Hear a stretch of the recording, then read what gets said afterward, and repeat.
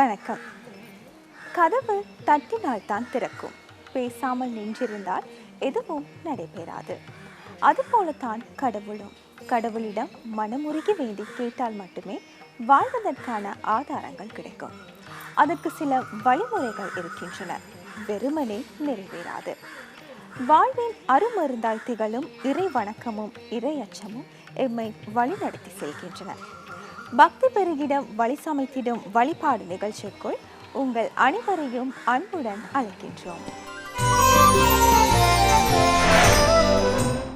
ஆலயங்கள் தான் மனிதனை மாண்புற செய்கின்றன.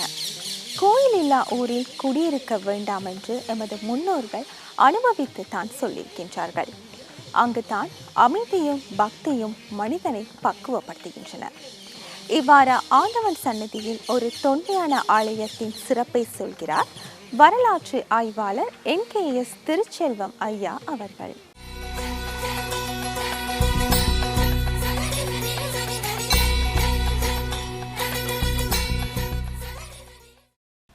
வசந்தம் தொலைக்காட்சி நேயர்கள் அனைவருக்கும் வணக்கம்.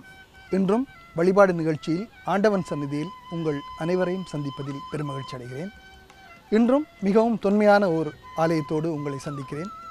இந்த ஆலயம் மொன்றாகலை மாவட்டத்திலே அமைந்திருக்கிறது.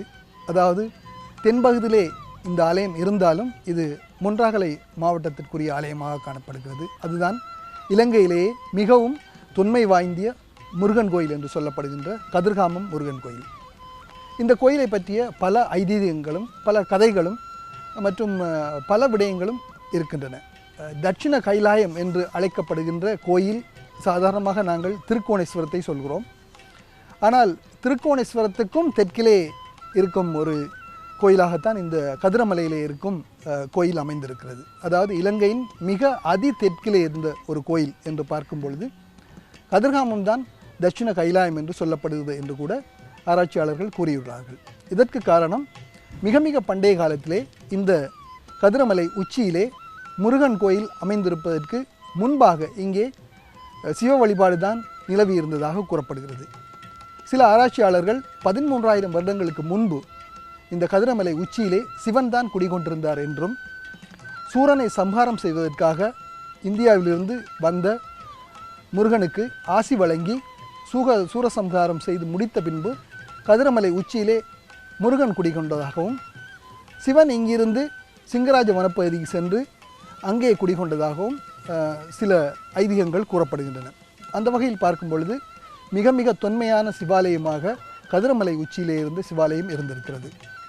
இதற்கு ஆதாரமாக இங்கே கதிராம பகுதியிலே பல தொன்மை வாய்ந்த சிவலிங்கங்கள் காணப்படுகின்றன. மொத்தமாக பார்க்கும் பொழுது கதிர்காமத்திலே 4 சிவலிங்கங்களை காணக்கூடியதாக இருக்கிறது. இந்த 4 சிவலிங்கங்களும் மிக மிக தொன்மை வாய்ந்ததாக காணப்படுகின்றன. இதிலே மிக தொன்மை வாய்ந்த ஒரு பழமையான ஒரு சிவலிங்கம் வள்ளியம்மன் கோயிலுக்கு முன்பாக இருக்கிறது. அதாவது கதிர்காமம் முருகன் கோயிலுக்கு முன்பக்கத்திலே அந்த ஆலய வீதியிலே இருக்கும் வள்ளியம்மன் கோயில். இந்த கோயிலின் முன்பக்கம் ஒரு மிக தொன்மை வாய்ந்த ஒரு சிவலிங்க கல் இருக்கிறது. அது அங்கே நாட்டப்பட்டிருக்கிறது. கோயிலின் முன்பாக மிக மிக கரடு முரடாக காணப்படும் ஒரு சிவலிங்கம் போன்ற வடிவமைப்புள்ள ஒரு கல். இந்த கல் தான் மிக மிக தொன்மை வாய்ந்த சிவலிங்கம் என்று கூறப்படுகிறது. அதாவது சிவலிங்கங்கள் மிக அழகாக வட்ட வடிவமாக அமைக்கப்படுவதற்கு முன்பாக இவை கந்தளி வழிபாடு என்று சொல்லப்படுகின்ற வழிபாட்டின் மூலமாகத்தான் இந்த சிவலிங்க வழிபாடு உருவாகி இருக்கிறது என்று பல ஆராய்ச்சியாளர்கள், அதாவது பேராசிரியர் சிற்றம்பலம் உட்பட மற்றும் வரலாற்று ஆய்வாளர்கள் CS நவரத்னம் உட்பட பல ஆராய்ச்சியாளர்கள் குறிப்பிட்டிருக்கிறார்கள். எனவே இந்த கந்தளி வழிபாடு பற்றி இங்கே சொல்ல வேண்டிய ஒரு முக்கியமாக சொல்ல வேண்டி இருக்கிறது. கந்தளி வழிபாடு என்று பண்டைய காலத்திலே இருந்து தோற்றம் பெற்ற மர வழிபாட்டின் தொடர்ச்சி என்று சொல்லப்படுகிறது. அதாவது மரங்களை வழிபட்டு வந்த மக்கள் அந்த மரங்கள் காலப்போக்கிலே மிக தொன்மை வாய்ந்த மரங்களாகி அவை பட்டு போகும் பட்சத்திலே அந்த மலையினுடைய அடிப்பகுதியை, அதாவது அழிந்து போன அந்த மரத்தினுடைய அடிப்பகுதியை வணங்கி இருக்கிறார்கள். இந்த அடிப்பகுதியும் தூர்ந்து போய் அதுவும் அழிந்த பின்பு அதே வடிவத்திலே அங்கே ஒரு கல்லை நிறுத்தி வழிபட்டிருக்கிறார்கள் என்று சொல்லப்படுகிறது. இந்த வழிபாடு தான் கந்தளி வழிபாடு என்று அழைக்கப்படுகிறது. எனவே இந்த கந்தளி வழிபாட்டின் மிக முக்கியமான ஒரு சான்றாக மிக மிக முன்னோடியாக இருந்த ஒரு சிவலிங்கத்தான் நாங்கள் கதிர்காமத்திலே வள்ளியம்மன் கோயிலுக்கு முன்பாக பார்க்கக்கூடியதாக இருக்கிறது. அது மட்டுமல்லாது இன்று கதிர்காமத்திலே இருக்கும் அந்த சிவன் கோயில், இது முத்துலிங்க சுவாமி கோயில் என்று அழைக்கப்படுகிறது. வள்ளியம்மன் கோயில் அருகிலே இருக்கும் சிவன் கோயில். இந்த சிவன் கோயில் கூட மிக பண்டைய ஒரு சிறிய சிவலிங்கம் கூட இருக்கிறது. இது நாகலிங்கம் என்று சொல்லப்படுகின்ற நாகத்தை சுற்றி வந்திருக்கும் ஒரு சிவலிங்கமாக இருக்கிறது. அடியிலே நாகம் சுற்றி இருப்பது போலவும் மேலே ஒரு சிவலிங்கம் இருப்பது போலவும் அந்த மிக பண்டைய சிவலிங்கம் கதிர்காமம் சிவன் கோயிலே காணப்படுகிறது. இவற்றை தவிர இன்னும் 2 சிவலிங்கங்கள், அதாவது இந்த இன்னும் 2 சிவலிங்கங்கள் பல்லவர் காலத்திலே செதுக்கப்பட்ட 8 பட்டை சிவலிங்கங்கள் 2 கதிர்காமத்திலே அங்கே தொல்பொருள் காட்சி சாலையிலே வைக்கப்பட்டிருக்கின்றன. எனவே இவற்றையெல்லாம் வைத்து பார்க்கும்போது இந்த கதிர்காமம் பகுதி மிக மிக தொன்மை வாய்ந்த காலத்திலே, அதாவது முருக வழிபாடு இங்கே தோற்றம் பெறுவதற்கு முன்பாக இங்கே சிவ வழிபாடு இருந்திருக்கிறது என்பதற்கு ஆதாரமாக இவற்றை சொல்லலாம். இது மட்டுமல்லாது பல நூல்களிலே இந்த கதிர்காமத்தில் உள்ள ஆலயம் பற்றி கூறப்பட்டிருக்கிறது. மிக முக்கியமாக தட்சிண கைலாய புராணம் என்னும் நூல், இந்த நூலிலே கூட கதிர்காமத்தை பற்றிய அங்கே வரலாறு கூறப்பட்டிருக்கிறது. அதிலே கதிர்காமத்தினுடைய மலை உச்சி, அதாவது 7 மலை என்று சொல்லப்படுகிற அந்த மலை உச்சியிலே முருகன் ஆலயம் இருந்ததாக அங்கே தட்சிண கைலாய புராணத்திலே சொல்லப்பட்டிருக்கிறது. அத்தோடு இந்த 7 மலைகள் என்று பார்க்கும்பொழுது இந்த 7 மலையிலே சிவன் மலை என்று ஒரு மலை இருந்திருக்கிறது. அதுபோல் முருகன் மலை, பிள்ளையார் மலை, வள்ளிமலை, தெய்வானை மலை, வீரபாகுத்தேவர் மலை, வீரபத்திரர் மலை, இப்படி 7 மலைகள் இங்கே இருந்திருக்கின்றன. இந்த மலைகளை தான் நாங்கள் 7 மலை என்று கதிர்காமத்தில் இருக்கும் 7 மலை என்று சொல்கிறோம். இதை சிங்கள மொழியிலே வெடிகிட்டி கந்த என்று அழைக்கிறார்கள். இன்றும் கூட இங்கே சிங்கள மக்கள் பெரும்பான்மையாக சென்று வழிபடக்கூடிய ஒரு திருத்தலமாக இந்த கதிர்காமம் திருத்தலம் இருந்திருக்கிறது. அது மட்டுமில்லாது மிக பண்டைய காலத்திலே இந்த கோயில் இங்கே இருந்தமைக்கான பல ஆதாரங்கள் கூட இருக்கின்றன. அதாவது முருகன் இந்த மலை மீது, அதாவது இந்த மலை உச்சியிலே இருந்து அங்கே பாடி வீடு அமைத்து அங்கிருந்து சூரனை சம்ஹாரம் செய்ததாக ஐதீகமாக கூறப்படுகிறது. இந்த சூரனை சம்ஹாரம் செய்த சூரன் கோட்டை என்பது இன்று கதிர்காமம் பெரிய கோயிலின் பின்பக்கமாக அமைந்திருக்கும் கிரிவிகாரை என்று சொல்லப்படுகின்ற அந்த இடத்திலே தான் அமைந்திருக்கிறதாக ஐதீகமாக கூறப்படுகிறது. இன்றும் கூட நாங்கள் இந்த கிரிவிகாரை பகுதி சென்று பார்த்தால் அந்த கிரிவிகாரையின் இடது பக்கத்திலே பார்த்தால் அங்கே மிக பழமை வாய்ந்த தொன்மையான கட்டிடத்தினுடைய இடிபாடுகள், அடித்தளங்கள் காணக்கூடியதாக இருக்கிறது. இவைதான் சூரன் கோட்டையினுடைய எச்சங்கள், சிதைவுகள் என்று சொல்லப்படுகின்றன. எனவே இந்த இப்படிப்பட்ட மிக தொன்மையான பல இடங்கள் கதிர்காமத்தில் இருக்கின்றன. அவை மட்டுமல்லாது இந்த கதிர்காமம் திருக்கோயில் என்பது மிக தொன்மையான காலத்திலே ஒரு திறந்த வெளி மரக்கோயிலாகத்தான் இருந்திருக்கிறது. அதாவது மரத்தின் கீழ் இருந்த ஒரு திறந்த வெளி கோயிலாக இது காணப்பட்டிருக்கிறது. பண்டைய காலத்திலிருந்து இந்த கதிர்காமம் ஒரு மிகப்பெரிய கோயிலாக இல்லாமல் ஒரு மடாலயமாக இருந்திருக்கிறது. அதாவது சொல்லப்போனால் பல முனிவர்களும் சித்தர்களும் யோகிகளும் ஞானிகளும் இங்கே வந்து இந்த கதிர்காமத்து முருகனை தரிசித்திருக்கிறார்கள். அது மட்டுமல்லாது இந்த கதிர்காமத்திலே சிலை இருந்திருக்கிறது என்றும் சொல்லப்படுகிறது, சிலை வழிபாடு இல்லை என்றும் சொல்லப்படுகிறது. ஆனால் இங்கே ஒரு மாணிக்கத்தால் வடிவமைக்கப்பட்ட, மாணிக்கம் வைரம் வைரூயம் நிறைந்த வடிவமைக்கப்பட்ட ஒரு சிலை இருந்ததாக அருணகிரிநாதருடைய பாடல் மூலம் நாங்கள் பார்க்கக்கூடியதாக இருக்கிறது. அது மட்டுமல்லாது அருணகிரிநாதர் மட்டுமல்லாது புகழேந்தி புலவர் கூட கதிர்காமம் திருத்தலத்தின் மீது சில செய்யுள்களை பாடியிருக்கிறார்.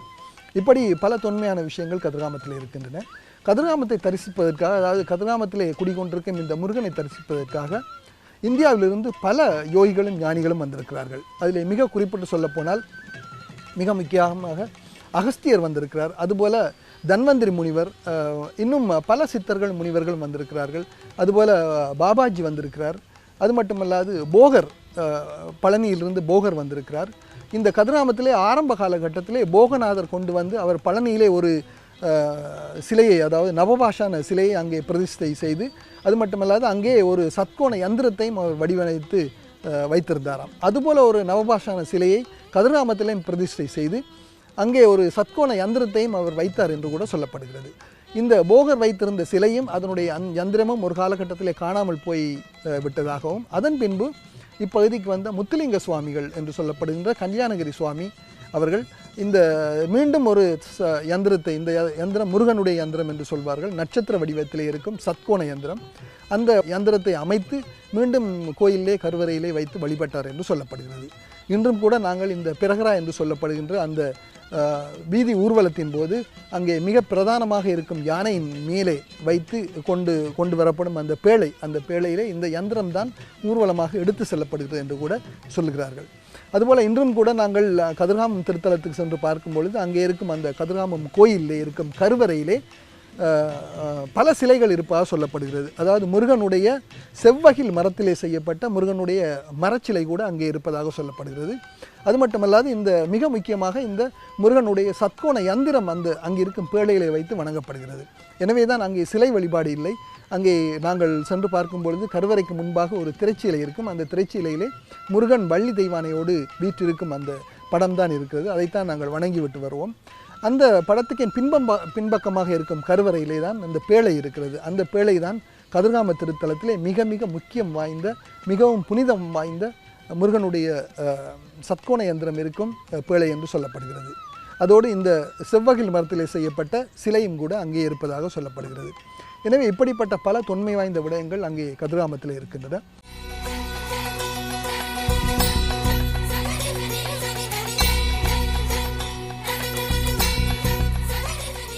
மகாவம்சத்திலே கூட கதிர்காமத்தை பற்றிய சில குறிப்புகள் இருக்கின்றன. அதாவது தேவநம்பிய தீசன் காலத்திலே தேவநம்பிய தீசன் அங்கே இந்தியாவிலிருந்து வெள்ளரசு மர கிளையை இலங்கையை கொண்டு வந்து இங்கே நட்டிருக்கிறான். அதாவது வெள்ளரசு மர கிளைகளை இங்கே 16 இடங்களிலே இலங்கையிலே நட்டதாக கூறப்படுகிறது. இந்த 16 இடங்களும் சொலஸ்மஸ்தான் என்று அழைக்கிறார்கள்.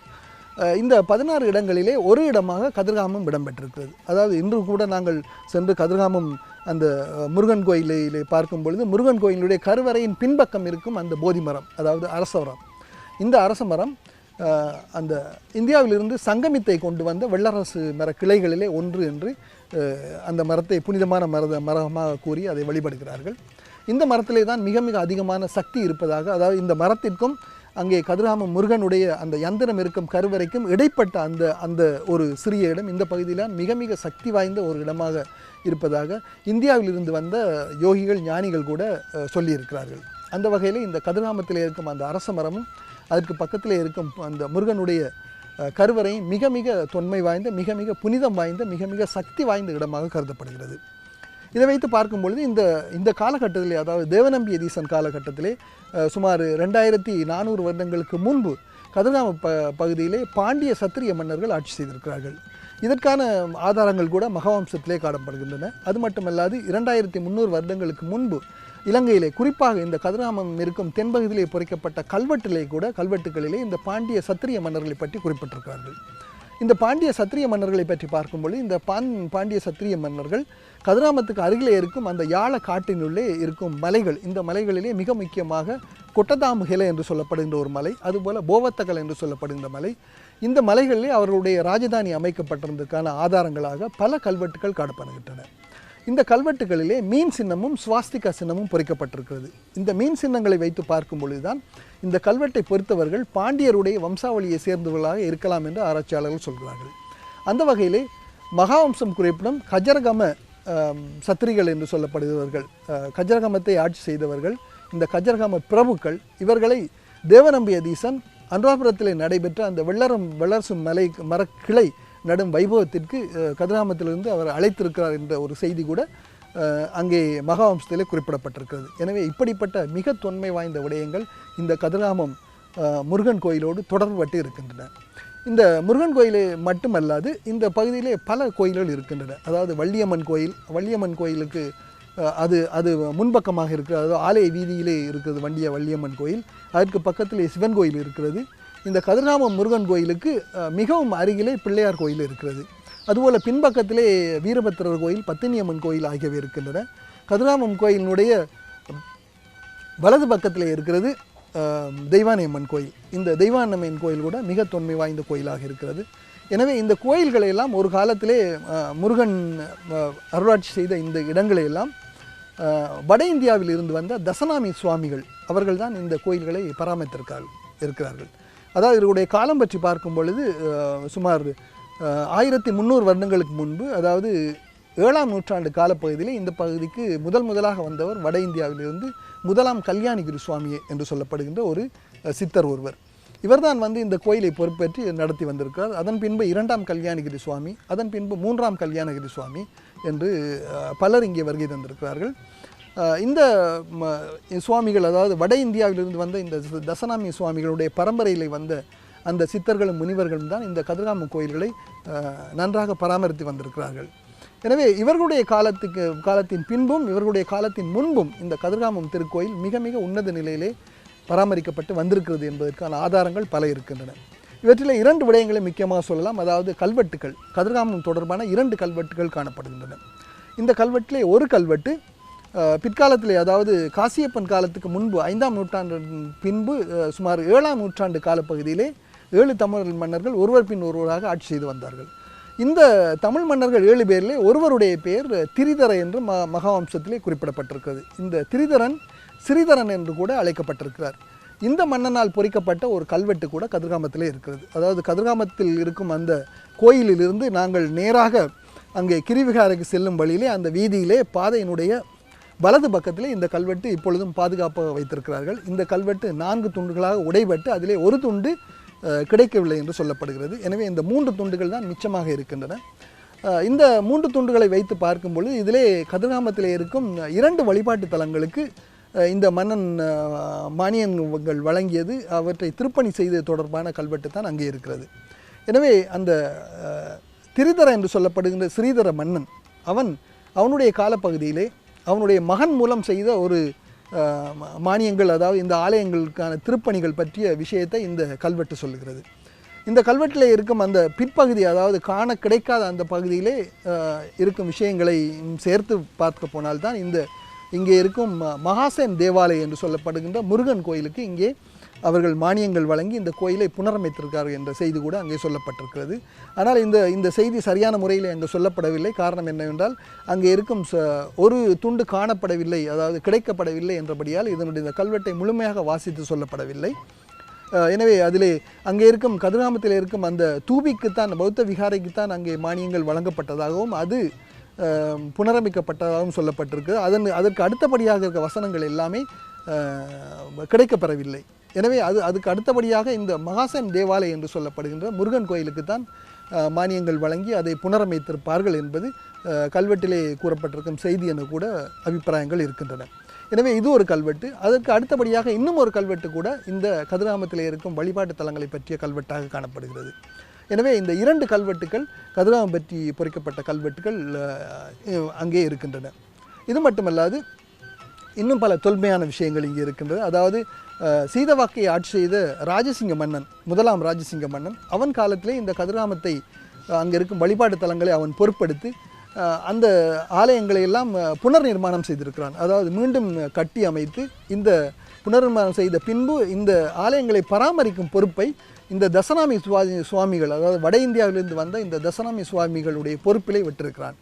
அதன் பின்பு பல தசநாமி சுவாமிகள் இந்த ஆலயத்துக்கு அதாவது ஒருவன் பின் ஒருவராக வந்திருக்கிறார்கள். இவர்களுடைய பெயர்கள் கிரி என்றும் புரி என்றும் இவருடைய பெயர்கள் முடிவிலே இருக்கும். இதுதான் இவர்களுடைய குலப்பெயர்களாக இருந்திருக்கின்றன.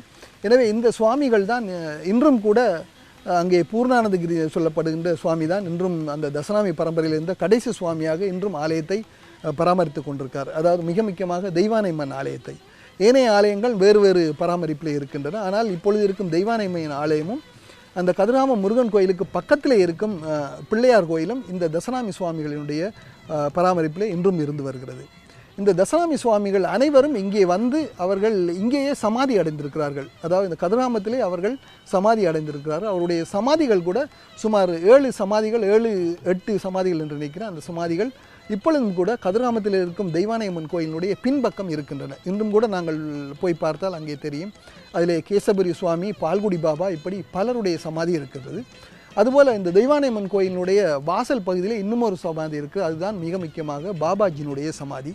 பாபாஜி கூட இங்கே இந்த கதிர்காமத்தை தரிசித்திருக்கிறார். அதாவது போகர் கதிர்காமத்திலே இருக்கிறார் என்று கேள்விப்பட்டு இந்த போகரை சந்திப்பதற்காக இந்தியாவிலிருந்து பாபாஜி இங்கே வந்தாராம். அவரை சந்திக்க வந்த இடத்திலே அவரும் சமாதி அடைந்திருக்கிறார் இங்கே தான். எனவே இப்படி பல தொன்மையான விடயங்கள் கதிர்காமத்தை பற்றி இருக்கின்றன. கதிர்காமம் முருகன் கோயிலுடைய தொன்மையை பறைசாற்றும் வகையிலே இன்னும் ஒரு விடயம் கூட இருக்கிறது. அதுதான் கதிர்காம பாத யாத்திரை. அதாவது இலங்கையிலே பாத யாத்திரை என்று ஒரு கோயிலுக்கு இருக்குது என்றால் அது கதிர்காமத்துக்கு மட்டும்தான்.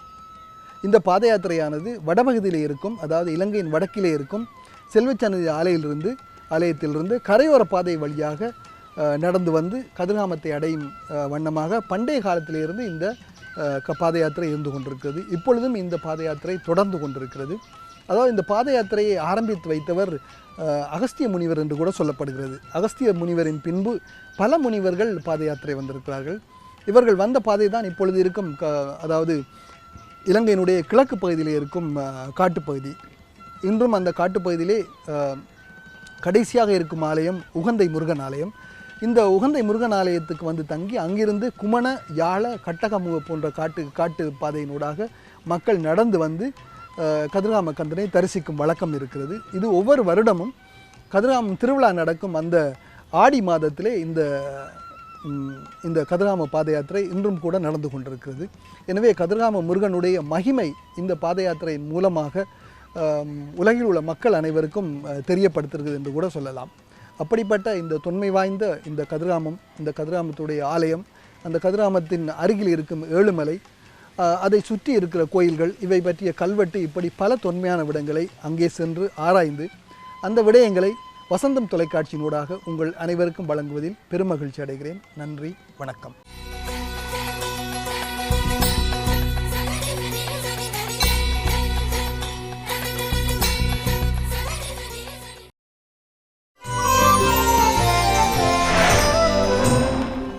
சைவம் மனித நேயத்தை வற்புறுத்தும் ஓர் அன்பு நெறி.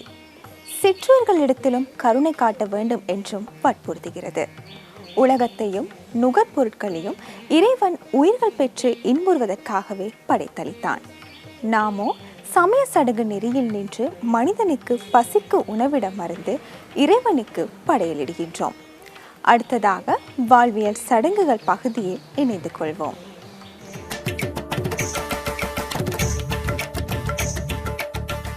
தமிழர் தம் பாரம்பரியங்களின் நடவடிக்கைகள் யாவற்றிலும் மறைமுகமாகவோ நேரடியாகவோ விஞ்ஞான கருத்துக்களை கொண்டிருக்கும்.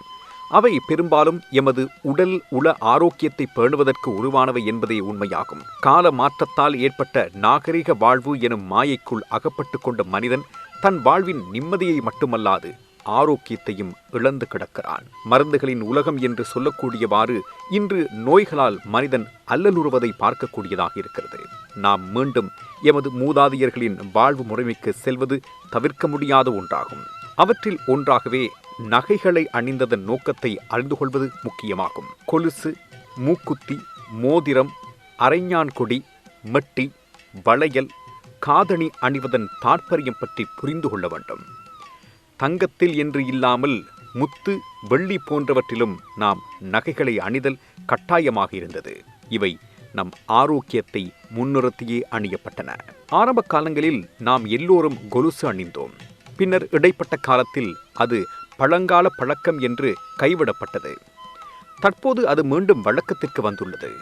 பொதுவாக தங்கத்தில் நகைகளை அணியும் நாம் காலில் அணியும் நகைகளை வெள்ளியில்தான் அணிகிறோம். தங்கத்தில் மகாலட்சுமி வாசம் செய்வதால் நாம் காலில் அணியும் நகைகளை தங்கத்தில் அணிவதில்லை. அத்துடன் வெள்ளி நகைகள் நம் ஆயுளை விருத்தி செய்யக்கூடியவை. நம் உடல் சூட்டை அகற்றி குளிர்ச்சியாக்கி சருமத்தை ஆரோக்கியமாக்கும். சிறு வயதிலிருந்தே குழந்தைகளுக்கு கொலுசு அணிவித்து விடுகிறோம். குழந்தை நடக்கும் போது எப்போதும் சங்கீதம் கேட்க வேண்டும் என்பதாலும் குடும்பத்தினருக்கு குழந்தையின் ஒவ்வொரு அசைவையும் கண்காணிப்பதற்கும் கொலுசு அணிவிக்கப்படுகிறது. உணர்ச்சி வசப்படுதல் என்பது எப்பொழுதும் ஆண்களை விட பெண்களுக்கே அதிகம். வெள்ளி கொலுசு குதிக்கால் நரம்பினை தொட்டுக் கொண்டிருப்பதால் குதிக்கால் பின் நரம்பின் வழியாக மூளைக்கு செல்லும் உணர்ச்சிகளை குறைத்து கட்டுப்படுத்துகிறது. மேலும் பெண்களின் இடுப்பு பகுதியை ஸ்திரப்படுத்தவும் கொலுசு பயன்படுகிறது. மெட்டி என்பது திருமணமான பெண்கள் மட்டுமே அணிய வேண்டும். ஏனெனில் பெண்களது கற்பைக்கான முக்கிய நரம்புகள் கால் விரல்களையே இருக்கிறது. கொலுசை போல மெட்டியும் வெள்ளியில்தான் அணிய வேண்டும். ஏனெனில் வெள்ளியில் இருக்கும் ஒருவித காந்த சக்தி கால் நரம்புகளில் ஊடுருவி நோய்களை தடுக்கும் ஆற்றல் உள்ளது. முக்கியமாக கருப்பை நோய்களை கட்டுப்படுத்துகிறது. கர்ப்பத்தின் போது உருவாகும் மயக்கம், வாந்தி என்பவற்றை குறைக்கவும், கருப்பையின் நீர் சமநிலையை பேணுவதற்கும் மெட்டி அவசியப்படுகிறது. கால் விரலில் அணியும் மெட்டி நாம் நடக்கையில் பூமியுடன் அழுத்தப்படுவதால் எமது உடல் பிணிகளை, முக்கியமாக கர்ப்பிணி பெண்களது உடல் பிணிகளை குறைக்கிறது. வளையல் என்பது பாரம்பரிய அணிகலனாகும். தங்கம் மற்றும் கண்ணாடி வளையல் ஆரம்ப காலத்தில் அணிந்தாலும் தற்பொழுது பிளாஸ்டிக் வளையல்களின் பயன்பாடு அதிகரித்துள்ளது. வளையல் அணிவதன் முக்கிய நோக்கம் ஹோமோன்களின் குறைபாடுகளை களைவதாகும். பிறந்தது முதல் நமது உடலில் ஹோமோன்களின் குறைபாடுகள் ஏற்பட்டு கொண்டே இருக்கும். அதனால் அக்காலத்தில் இறுதி வரை வளையல் அணிதல் கட்டாயமாக்கப்பட்டிருந்தது. அதிலும் கர்ப்பமான பெண்களுக்கு வளையல் அணிவிக்கும் வளைகாப்பு சடங்கு முக்கியத்துவம் பெறுகிறது. நமது பாரம்பரியத்தில் வளையல் அணிவதால் சுவாச பாதை அழற்சி, ஆஸ்துமா போன்ற நோய்கள் குறையும். நன்றாக தூக்கம் வரும். கர்ப்ப காலத்தில் ஏற்படும் ஹோமோன் குறைபாடுகள் நீங்கவும், உடல் சூடு தணியவும் இந்த வழக்கம் நடைமுறைக்கு வந்தது. நாம் நமது பாரம்பரியத்தை, கலாச்சாரத்தை, பண்பாட்டை முறையாக பேணுவதனூடாக ஆரோக்கியமானவர்களாகவும் சுகதேகிகளாகவும் வாழலாம்.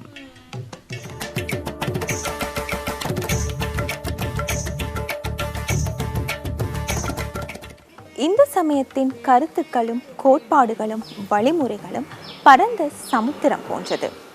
அதன் தத்துவங்கள் இமயம் போன்று உயர்வானவை. இந்து மதம் ஒரு குறிப்பிட்ட வரையறையில் அடங்காததாக அநேக சமய சம்பிரதாயங்கள் இணையும் சங்கமமாக விளங்குகின்றது. இதை உணர முயற்சிப்போம்.